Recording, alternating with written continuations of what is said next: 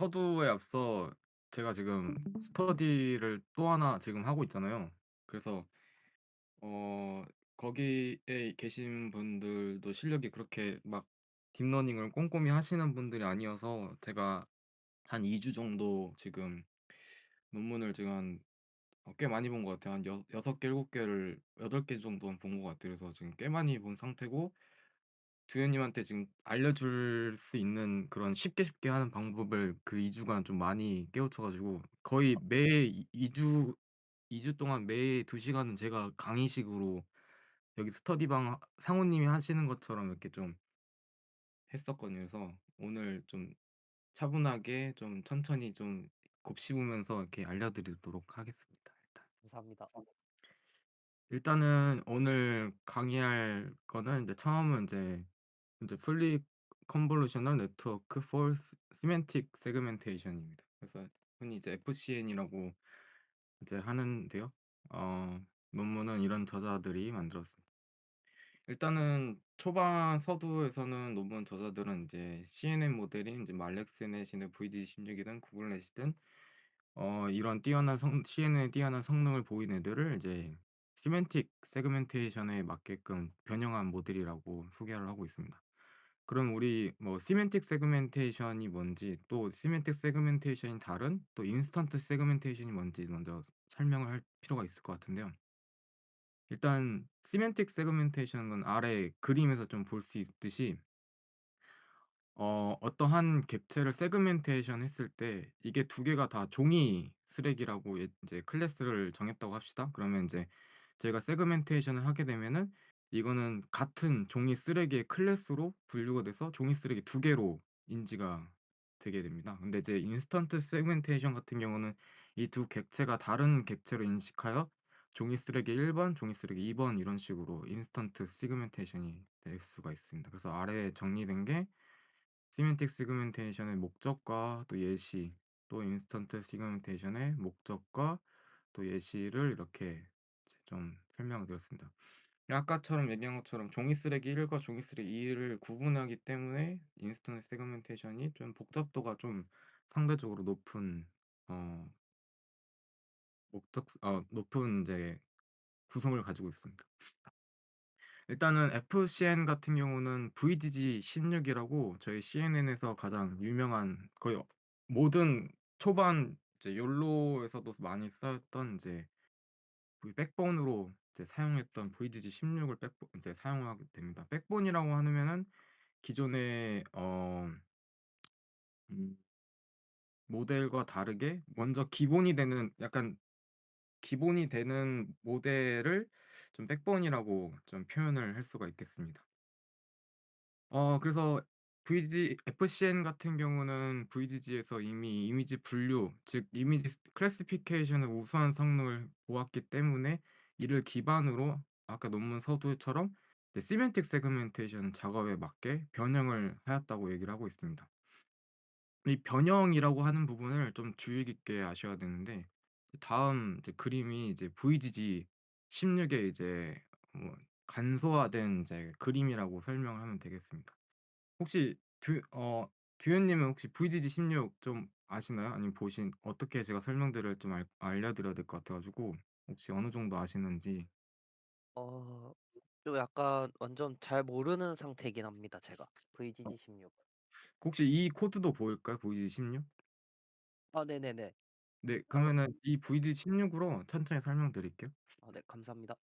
그래서 저희가 이제 코드로 보면은 VG16 같은 경우는 이제 일단 그림부터 먼저 보면은 컴부층, 컴부층, 풀림층, 그리고 컴부층, 컴부층, 풀림층, 그리고 컴부, 풀림, 컴부, 풀림의 컴부, 풀림에서 그다음에 아래쪽 클래시피케이션을 위한 이제 FC 완전 연결층 fully connected 레이어를 가지고 있습니다. 그래서 보시면은 이제 여기 컴부층, 그다음에 맥스 풀림, 또 컴부층, 맥스 풀림, 이런 식의 모델 구조를 가지고 있고요. 이걸 통해서 이제 클래시피케이션을 하게 됩니다. 그래서 클래시피케이션을 위해서 이제 마지막 레이어가 이제 풀리 커넥트 레이어, 즉 모든 노드가 다 연결돼 있다라고 생각하시면 되는데요. 근데 이 노드가 다 연결돼 있다라는 부분이 어떻게 보면은 세그멘테이션 하는 작업, 즉 이미지의 위치를 찾아야 되는 작업에 있어서는 변형이 필요하다라고 논문 저자들은 얘기하고 있습니다. 그래서 이 풀리 커넥트 레이어 부분을 이제 컴보층으로 위치를 좀 더 볼 수 있게끔 하는데요. 이게 어떤 말인지 좀 보게 되면은 왼쪽이 이제 올 왼쪽 오른쪽이 이제 아까 얘기했던 VG16의 풀리 커넥트 레이어 쪽입니다. 그래서 이 인풋 값이 인제 모든 레이어 노드들이 다 연결되어서 인제 한 줄로 쭉 서 있는 이제 그림이고요.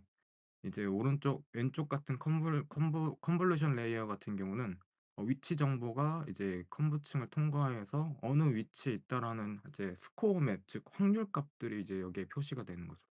그래서 그림을 좀 위치를 좀 보게 되면은 이제 이 세제통 같은 경우가 이미지 인풋 사진이 들어가면은 아까 저희가 얘기했던 VGG16, 즉 백본을 들어갔을 때 마지막 이제 풀리 커넥트 레이어, 즉 이렇게 덴스하게 되어 있는 풀리 커넥트 레이어를 들어가게 되면은 이 아래의 구조같이 이제 그래프가 나오게 되어서 위치 정보가 좀 해침을 좀 정보가 헤쳐지는 좀 그런 효과가 나타납니다.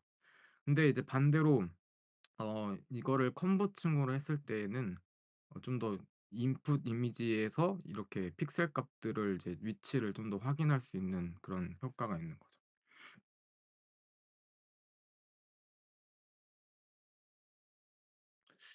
그래서 이제 이 컨부층을 변경을 하 했다라는 것을 좀 인지하고 이제 다음 식으로 가면 되겠습니다.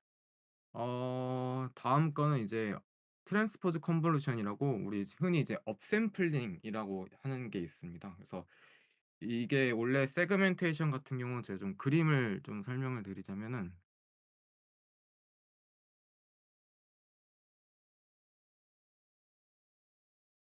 잠시만요. 그림판이 혹시 그림판 보이나요?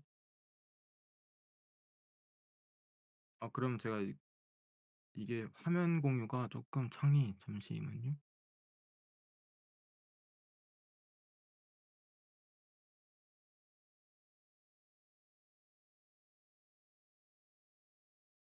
지금은 좀 보이나요? 지금은 보입니다. 네. 이걸로 좀 설명을 해 드리겠습니다. 네. 하나의 이제 상우님처럼 태블릿이 저기 펜이 있지를 않아 가지고 제가 좀 서툴 수가 있긴 한데 일단 뭐 인풋 이미지 이 네모난게 있다고 얘기를 합시다. 이게 뭐 224, 224, 224 라는 HW 즉 높이와 너비가 들어가 있을 때 아까 얘기한 VGG16 같은 이제 즉 딥뉴럴 컨볼루션 네트워크를 들어가게 되면은 이 인풋 이미지가 엄청 작은 이미지로 이렇게 픽셀 값으로 나오게 돼요. 그러면은 뭐 224, 224가 뭐 7 곱하기 7로 좀 줄어들게 되는 거죠. 근데 이 세그멘테이션 같은 경우는 아까 저희가 지금 아래 그림을 좀 예시를 들면은 예를 들어 인풋 이미지가 224에 224로 하면은 다시 세그멘테이션 하는 작업을 다시 역으로 돌렸을 때도 224에 224로 봐야 되는 겁니다. 그래서 이 7 곱하기 7의 부분을 다시 인풋 사이즈로 업샘플링 해 주는 거를 우리가 이제 트랜스포즈드 컨볼루션이라고 부르게 됩니다. 그래서 어떻게 보면은 이 작은 이제 이 세그멘테이션 하는 과정이 여기 7 곱하기 7에서 작게끔 이렇게 세그멘테이션 되는 부분이 이제 다시 업샘플링이 되어서 특징들을 다시 확대시켜 주는 그런 역할을 한다고 보면 되겠습니다. 그래서 트랜스포즈 컨볼루션 하다 그러면은 앞으로도 계속 제가 트랜스포즈 컨볼루션을 계속 사용할 건데 세그멘테이션에서 가장 중요한 부분이기 때문에 이거를 한다고 하면은 다시 인풋 사이즈로 이미지 크기를 복원하고 그래서 '이걸 통해서 각 픽셀에 대한 클래스를 예측하는 거구나. 그러니까 그래서 이 세그멘테이션 하는 거구나.' 이거를 알고 계시면 되겠습니다. 이제 FCN의 이제 구조를 이제 보게 됩니다. 이제 FCN은 총 4 가지의 단계로 볼 수가 있는데요. 일단은 여기가 지금 이제 VGG16의 백본이 지금 인풋 사이즈 앞에서 들어가서 나중에 지금 컨브층을 통과하는 이제 어 그런 아키텍처가 되겠습니다. 이 VGG16 같은 경우는 총 모델이 총 3 개가 나오게 됩니다. 우리가 FCN 32S, FCN 뭐 16S, FCN 8S라고 하는데요. 앞에 얘기하는 이 번호들 같은 경우는 이 업샘플링을 몇 배를 했냐에 따라서 그 모델을 구분을 짓는 겁니다. 그래서 FCN 32S 같은 경우는 마지막 풀링 컨볼루션 층에 지나서 이거를 32배에서 다시 인풋 사이즈로 가는 거. 또 FCN 16S 같은 경우는 이쪽 층에서 16배로 해 가지고 다시 인풋 사이즈로 돌리는 경우. 이쪽 같은 경우는 이제 8배에서 업샘플링해서 다시 인풋 사이즈로 돌리는 거 같은 게 이제 모델의 기본 구조가 되겠습니다.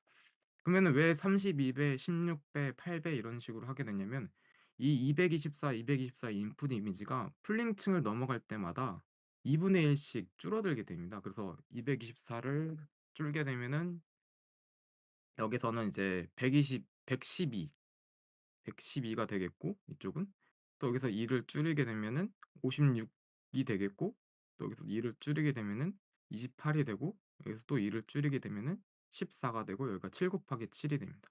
그럼 여기가 7 곱하기 7이면은 7 곱하기 7을 7의 사이즈를 다시 224로 복원을 시키려면은 7 곱하기 32를 해야지 이 224에 224로 넘어갈 수 있다라는 거죠. 그래서 여기는 7 곱하기 7, 여긴 14 바이 14, 여기가 28 바이 28이어서 28 바이 28을 이제 나머지 30 이쪽 이 7 곱하기 7이랑 업샘플링해서 이제 컨캣시키는 이 구조가 FCN의 일단은 가장 기본적인 구조라고 생각하면 되겠어요. 근데 이제 FCN 같은 경우는 이제 좀 스킵 저 커넥션. 질문이 네. 하나 있어요. 네. 그 지금 FCN의 파생 모델로 32 FCN, 뭐 16 FCN, 8 FCN 있는 거예요? 아니면은 지금 그림상으로 보면은 32 업샘플러랑 그다음에 이제 16 업샘플러, 8 어샘플러 3개를 각각 이제 컨캣해서 최종 FCN 결과물을 출력하는 거예요? 이거 같은 경우는 엄밀히 따지면은 FCN 8S의 모델 아키텍처가 될 수 있겠습니다. FCN 16S 같은 경우면은 제가 이미지를 좀 보여드리면은 제가 이거를 다 넣을까 하다가 이게 설명이 너무 길어질까 봐 좀 안 넣는데 이해를 위해서 좀 보여드리겠습니다.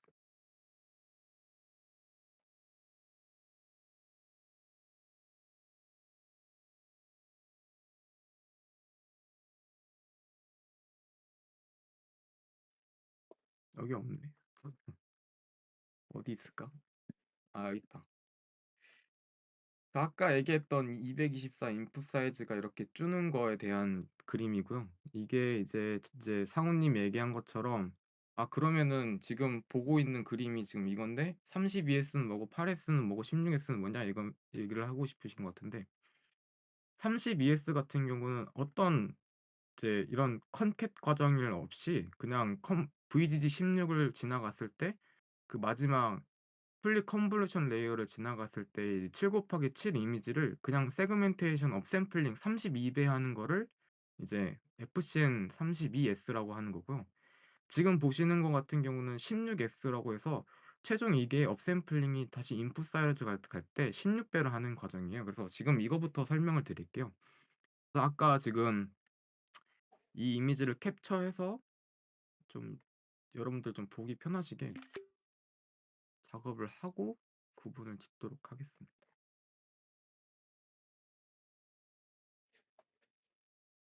그렇게 되면은 최종 마지막 출력이었던 이 7 곱하기 7을 이제 2배로 곱합니다. 일단은. 왜냐? 지금 저희가 이 중요한 이걸 설명드리기 전에 먼저 얘기를 했었어야 되는데 이 FCN 같은 경우는 32S를 그냥 학습을 했을 때에는 이런 식으로 세그멘테이션이 좀 정확한 세그멘테이션이 좀 경계면이 좀 정확하지 않는 세그멘테이션이 나오게 됩니다. 그래서 이 세그멘테이션의 문제점을 해결하기 위해서 논문의 저자들은 각각의 그 중요한 정보들이 아직 남아 있는 그 크기의 정보들이 남아 있는 앞에 있는 중간층에서 그 특징들을 뽑아 가지고 기존에 있던 32S 있는 애들과 또 16S 있는 애들을 합쳐 가지고 세그멘테이션 하는 작업을 이제 고안해서 이제 얘기를 하고 있습니다. 그래서 이거 같은 경우는 우리 흔히 레즈넷 같은 이제 스킵 커넥션 방법을 이용하는데요. 논문 저자들은 스킵 커넥션이라고 얘기 안 하고 스킵 아키텍처라고 얘기를 합니다. 그래서 이 구조에 있는 것들을 뽑아 와서 '나는 여기랑 합칠 거다.'라고 생각하시면 되겠습니다. 그래서 16S 같은 경우는 이제 다음과 같은 과정을 지키게 되는데요. 이제 여기서 7 곱하기 7 애들을 먼저 2 배를 해서 이 14 바이 14에서 뽑고 싶어 하는 애랑 텐서 값을 맞추기 위해서 여기서 2 배를 하게 됩니다. 그래서 7 곱하기 7이 2 배로 상승했기 때문에 피첨의 크기가 14 바이 14로 이 두 개가 합칠 수 있는 텐서 값이 되는 거죠. 그래서 이 텐서 값이 이제 좀 더 두꺼운 텐서가 돼서 이 두꺼운 텐서를 다시 원 상태인 224로 돌리기 위해 14 곱하기 16이 하면은 224가 나오기 때문에 16배 업샘플링을 해 주게 됩니다. 그래서 저희의 이 모델의 이름은 FCN16S가 되는 거죠. 인제 마찬가지로 그럼 8S 같은 게 이제 최종이 되겠는데요. FCN8S 같은 경우는 이제 7 곱하기 7에서 나온 애가 이제 2 곱하기 이 2 배로 업샘플링해서 14 바이 14를 만들고, 그리고 아까 얘기했던 14 바이 14애를 쭉 뽑아 가지고 2 개를 합칩니다. 네, 2 개를 합친 거에 대한 값을 놔둬 놓고, 그다음에 그 앞에 있는 층에서 좀 더 중요한 정보들을 뽑을 수 있는 좀 더 그 정보들을 뽑을 더 큰 정보들을 뽑을 수 있는 이제 28 곱하기 28에서 뽑습니다. 그래서 그 뽑은 거를 이제 지금 14 바이 14인 이 부분이랑 합치기 위해서 다시 또 2 배의 업샘플링을 해 줍니다. 그래서 28 바이 28이 좀 더 두꺼운 피처 맵을 이제 만들 수가 있는데, 그 피처 맵을 통해서 이제 다시 업샘플링 하려고 하면은 28 곱하기 8을 해 주게 되면은 224의 원본 이미지 사이즈 크기가 나오게 되는 거죠. 그래서 논문의 저자들은 아까 이미지에서 본 것처럼 단순한 32S의 이제 세그멘테이션 작업을 좀 더 어 중요 경계선을 찾을 수 있는 이제 앞단에 있는 이제 아키텍처를 뽑아 가지고 이제 스킵 아키텍처, 즉 컨캣하는 방법을 사용해서 좀 더 정답지에 가까운 이제 세그멘테이션을 작업하는 것을 이제 확인할 수가 있었던 거죠. 그러나 이런 작업들 같은 경우는 논문에서는 좀 더 문제가 있다라고 얘기를 하는데요. 첫 번째 같은 경우는 이제 어 픽스 사이즈 리세티브 필드라고 해 가지고, 뭐 아래에 있는 그림을 좀 보시면은 음 아래에 이제 A의 사진에서 그 큰 이미지 안에 작은 이상한 작은 객체들이 또 뽑히는 그런 것들이 이제 문제점으로 나올 수 있겠고요. 또 B번 같은 경우는 엄청 작은 객체 같은 경우는 또 찾지 못하는 그런 문제점이 있게 됐습니다.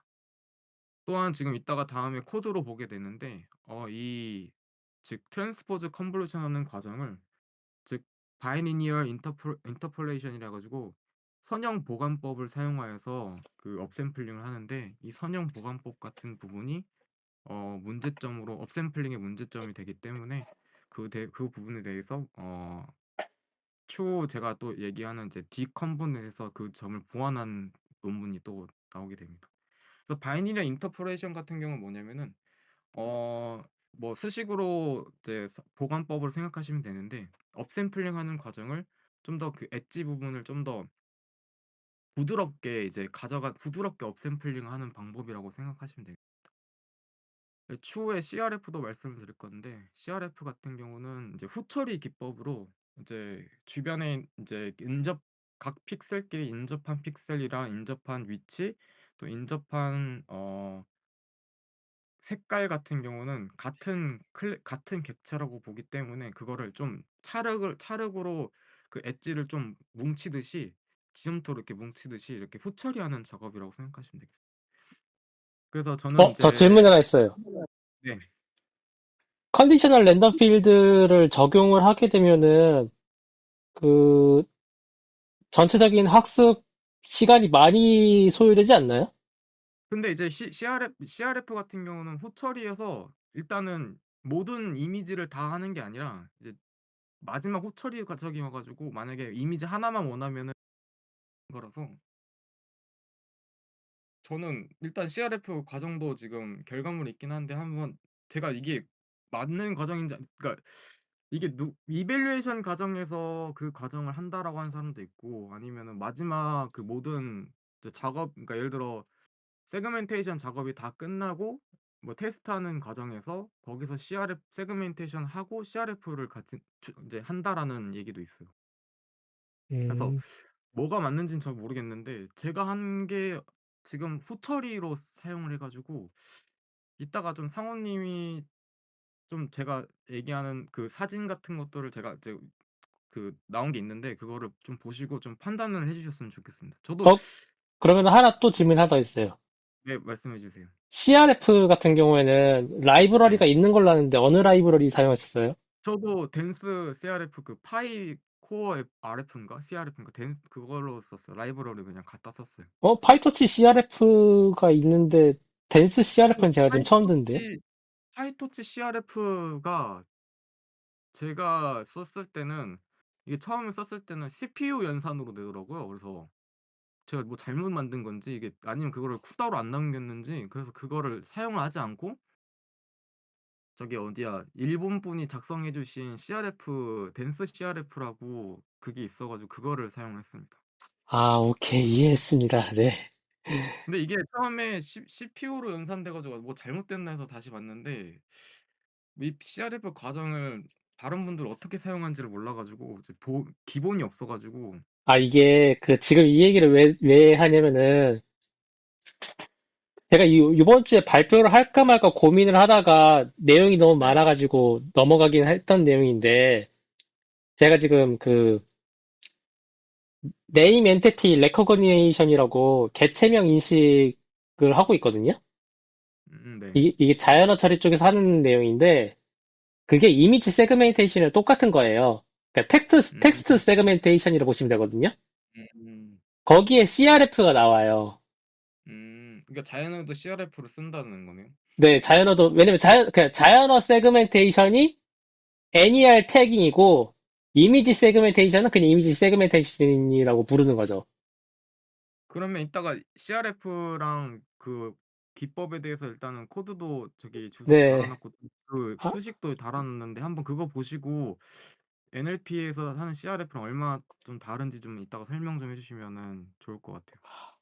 알겠습니다. 알겠습니다. 일단은 그래서 저는 실험을 FCM 같은 경우는 두 개를 진행을 했고요. 일단 데이터셋을 보시면은 이제 케임브리지 드라이빙 라벨드 비디오 데이터베이스라 해 가지고 이제 32개 이제 클래스가 있고 이제 이미지를 하나 보시면은 이제 이런 식으로 도로 주변 드라이빙을 했을 때 그 했던 그 객체들을 이제 세그멘테이션 하는 거라고 생각하시면 되겠습니다. 그래서 처음 실험 같은 경우는 이제 FCN 8S를 사용했고요. 넘 클래스는 32개였고요. 그리고 에포크는 일단 100 에포크로 해서 러닝 레이트 0.001로 이제 실험했습니다. 결과는 픽셀 어큐리시 이렇게 나왔고 전체적인 어큐리시 그리고 MIU가 좀 낮긴 한데 뭐 좋은 모델이 아니니까 좀 낫겠다 이 생각을 했었습니다. 프리시전 리콜 F1 스코어가 되겠습니다. 그래서 첫 번째 세그멘테이션 결과고요. 이게 정답지가 되겠고 이게 오리지널 이미지가 되겠고 이제 모델에서 프리딕트한 마스크 세그멘테이션이라고 생각하시면 되겠습니다. 아무튼 뭐 준수하게 좀 잘 나온 것 같긴 해요. 제가 보기엔. 근데 이제 학습 자체 로스랑 어큐리시를 이제 그래프를 봤을 때는 좀 과적합이 일어나서 좀 맞는 러닝 레이트라든지 웨이트 디케이 같은 작업들을 후처리를 해서 좀 학습 안정성을 좀 해야 되지 않을까 싶긴 했습니다. 저 질문이 하나 더 다음은 있어요. 네. 그, 이 이미지 세그멘테이션 같은 경우에는 네. 적용되는 분야가 약간 리얼타임성이 많이 필요한 영역이긴 하거든요.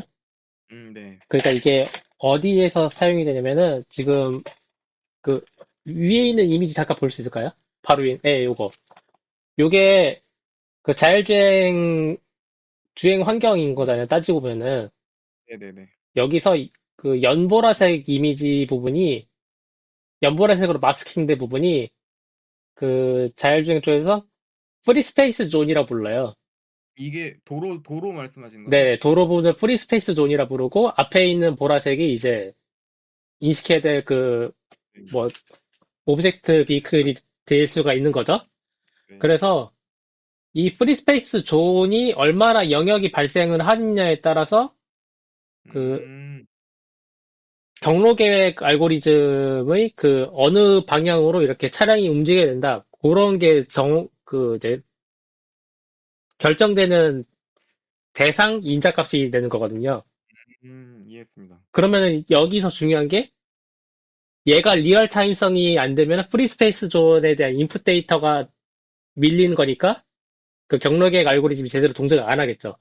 그쵸, 그쵸. 예, 그러면은 지금 요거 했었을 때, 얘가 리얼 타임성이 보장이 되는 FCN 모델이라고 생각을 하시나요? 아 저는 아니라고 봐요. 어, 그렇게 그러니까 이, 파라미터 값이 이런 것들이 좀 그러니까 적긴 한데 연산량 자체가 적기는 한데 아 일단 여러 번 돌려야 될 것 같아요. 일단은 지금 아래에서 또 설명드릴 건데 작은 객체나 이런 디테일한 부분들을 또 놓치는 이제 단점이 있어 가지고 그 작은 객체는 중요하진 않아요. 만약에 큰 객체라고 하면은 음 그러니까 지금 제가 말씀드렸던 게 프리 스페이스 존을 검지를 할 수 있는지, 그리고 앞에 있는 오브젝트 아 비이클을 마스킹을 잘 할 수 있는지, 요거 두 개만 따지면 되거든요. 근데, 일단은 나오는 거는 속도는 그러니까 뭐야 테스트 이미지 넣었을 때 나오는 속도는 빠르긴 했었거든요. 근데 그거에 대한 실시간성을 하려고 하면은 어쨌든 영상을 기반으로 해야 되지 않을까? 그래서 그건 아직 안 해봐 가지고 음, 그, 한번 그것도 네. 한번 해보는 걸로 한번 해볼게요. 근데 제가 이제 나중에 다시 또 드릴 건데 또 이제 다음 주쯤에 하는 프로젝트가 이제 좀 제가 수업 시간에 좀 생각을 좀 많이 해봤거든요. 프로젝트로 할 수 있는 게 뭐가 있을까 해서 일단은 그 깊이 예측 부분이랑 그리고 오브젝트 디텍션이랑 그 두 개를 합쳐서 나오는 이제 그거를 프로젝트를 할 생각이긴 해요. 그래서 상호님 얘기하는 부분에 있어서 좀 영상 이미지로 그거를 좀 해보는 것도 괜찮을 것 같다는 생각이 드네요, 갑자기. 그래서 이제 주요 평가 지표가 세 개인데, 프리 스페이스 존을 제대로 빠르게 인식할 수 있느냐, 오브젝트 비이클을 제대로 빠르게 인식할 수 있느냐, 그리고 마지막에 사람이랑 사람이 타고 다니는 물건, 바이크가 되겠죠? 그거까지만 네. 잘 인식할 수 있으면은 뭐 작은 객체에 대해서는 그렇게 크게 관여하진 음. 않아요. 근데 여기서 얘도 이제 욜로처럼 빨리 돌아야 돼요. 그러면 잠깐 다시 얘기한 게 프리스페이스랑 하나가 더 뭐였죠? 지금 두 번째. 프리스페이스, 비클, 펄슨 요거 세 개는 잘 인식하고 빨리 인식해야 된다. 이렇게 보시면 될 것 같습니다. 아, 자동차? 네, 알겠습니다. 이렇게 정리해서 한번 제가 또 그거는 추후 얘기를 또 해보도록 하겠습니다.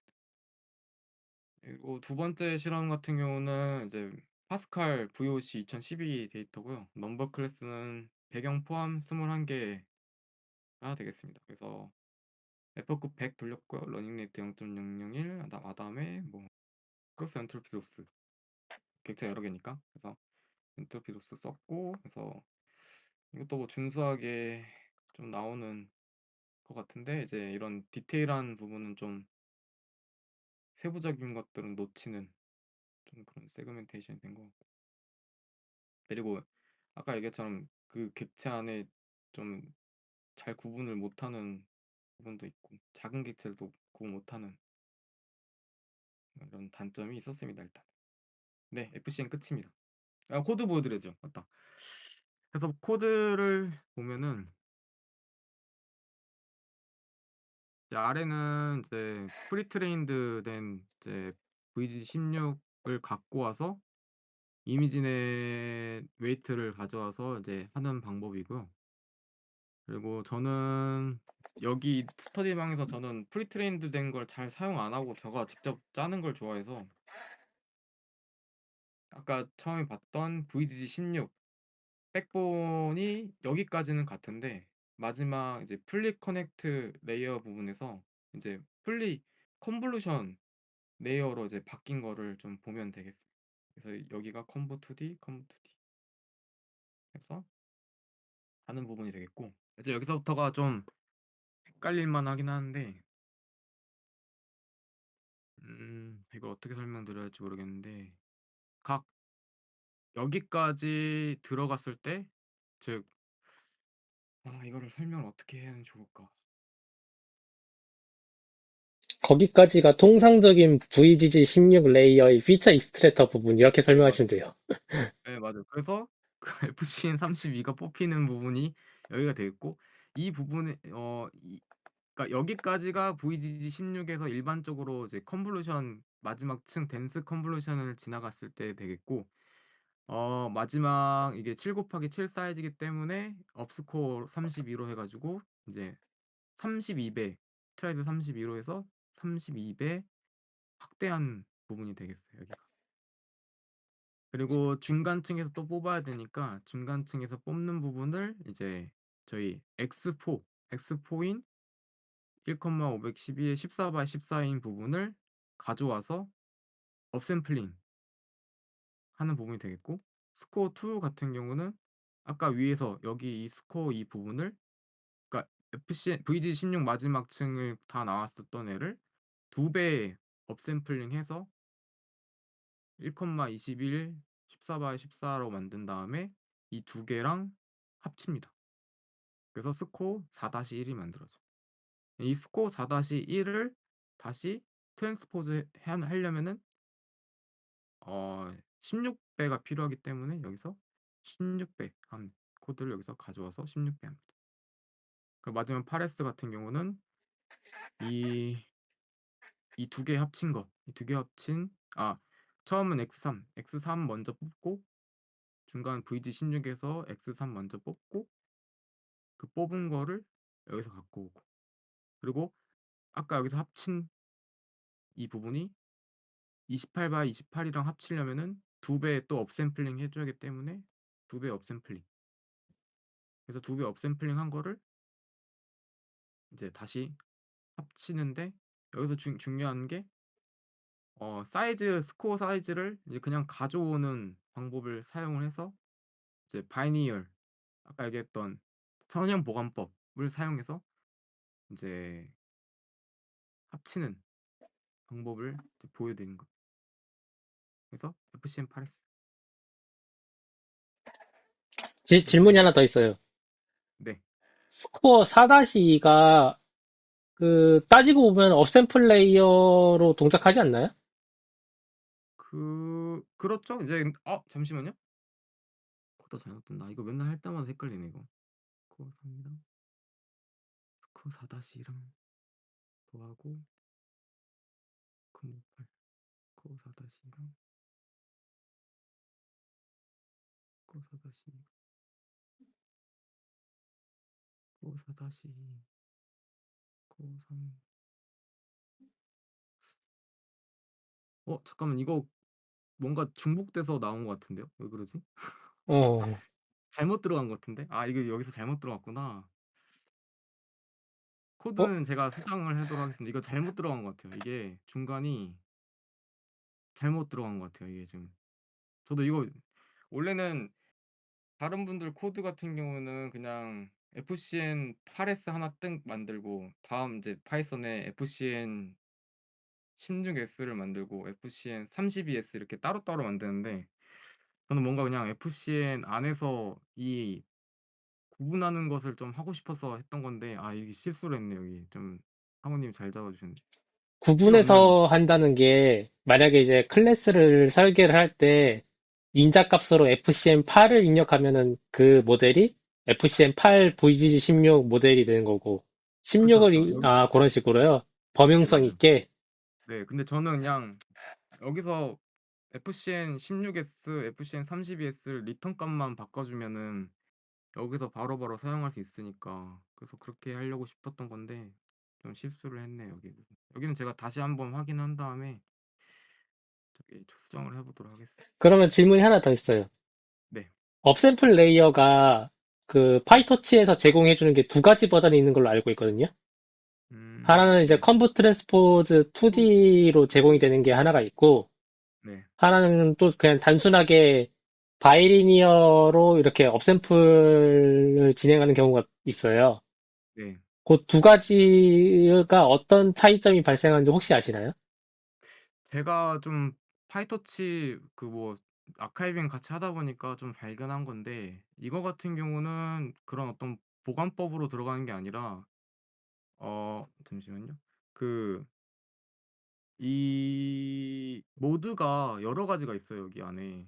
그래서 모드가 하나가 저기 뭐야 0 또는 1로 해 가지고 좀 엣지 경계 부분을 또 확실하게 하려고 하는 그런 부분들이 있더라고요. 그래서 그거 같은 경우는 어떻게 발견했냐면은 클래스를 지금 실험 같은 거 할 때는 32 클래스, 21 클래스 다중 클래스로 했기 때문에 바이리니얼처럼 이렇게 해도 상관은 없긴 하는데 클래스가 0 또는 1 이런 데이터셋으로 하게 되면은 저 바이리니얼 쪽이 문제가 생기더라고요. 그래서 그거를 변경을 하려고 하면은 모드를 모드 이름 기억이 안 나는데 모두 0 또는 1로 해서 좀 경계면을 좀 더 확실하게 좀 날카롭게 해서 이제 트랜스포즈 하는 방법이 있더라고요. 그래서 총 3 가지 있는 걸로 알고 있어요, 모드가. 요거랑 그 왼쪽에 있는 그 0 또는 1 하는 거랑 오른쪽엔 뭔지 모르겠는데 그렇게 모드를 바뀌는 걸로 알고 있어요.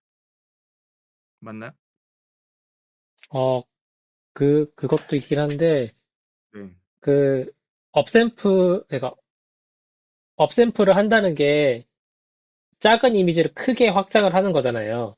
네 맞아요. 근데 크게 확장을 할 때 그냥 바이리니얼 보관법을 하게 되면은 위드스로 그냥 위드스 보관, 하이트 보관 이렇게 두 개의 축으로 이제 보관이 떨어지는 게 있고 아니면 그냥 데이터 복제하는 식으로 이미지 크기를 늘리는 방식이 있잖아요. 업샘플 레이어로. 네네네네네네. 그게 이제 전통적인 방법이고 컨브 트랜스포즈 2D 같은 경우에는 따지고 보면 이게 컨브 2D를 역으로 커널을 적용을 시켜서 동작을 한다 이렇게 볼 수가 있거든요. 네. 그러면은 그 두 가지의 차이점이 발생을 하는데 통상적으로 업샘플 레이어를 쓰는 경우가 좀 더 많아요. 컨브 트랜스포즈 2D보다는. 아래 걸 쓰는 방법이 한다는 거잖아요. 네, 그게 왜 그러냐면은 컨브 트랜스포즈 2D 같은 경우는 발생하는 단점이 하나가 있는데 그거가 지금 제가 기억이 안 나는데 그 단어가 기억이 나는데 어떤 문제점이 있냐면은 컨브 트랜스포즈 2D도 따지고 보면 커널을 겹쳐가지고 수행하는 컨브 2D랑 똑같이 동작을 하잖아요. 네. 그러면은 그 커널이 겹쳐지는 부분이 중첩이 가운데 지역은 여러 번 겹치는 현상이 발생을 하거든요. 그러니까 그냥 이미지에서 외곽 사이즈에 있는 부분은 커널이 한 번에서 두 번밖에 안 겹치는데 가운데 지역에 있는 이미지 픽셀 같은 경우는 커널이 최소한 네 번을 겹쳐요. 이거랑 혹시 같은 예, 그런 느낌으로 보면 돼요. 그래서 지금 보면은 외곽 지역은 커널이 한 번 네. 아니면 두 개만 겹치잖아요. 네 맞아요. 근데 가운데 지역은 커널이 네 번 겹치거든요. 그래서 이거를 썸네이션 해야 된다고 예, 저 그래서 계속 그 커널이 네 번 겹치면은 거기 부분에 대한 그 중요도가 네 배가 증폭이 돼가지고 그게 문제점이 발생을 해서 그것 때문에 컨버 트랜스포즈 2D보다는 그냥 선형 심플 업세플 레이어를 적용을 시킨 다음에 거기서 이제 뭐 풀링 레이어였던가? 그거를 이렇게 적용을 해서 하는 게 좀 더 낫다라고 얘기가 나오거든요. 근데 그걸 제가 지금 단어가 기억이 안 나서 말씀을 드리는 거예요. 근데 저도 그러니까 처음에는 저렇게 트랜스포즈 컨버션 썼다가 그 선형 보관법 방법으로 좀 바꾼 거긴 한데 일단은 저거 제가 코드는 FCN 코드는 제가 다시 수정해서 다시 한번 보도록 할게요. 오케이, 알겠습니다. 일단은 FCN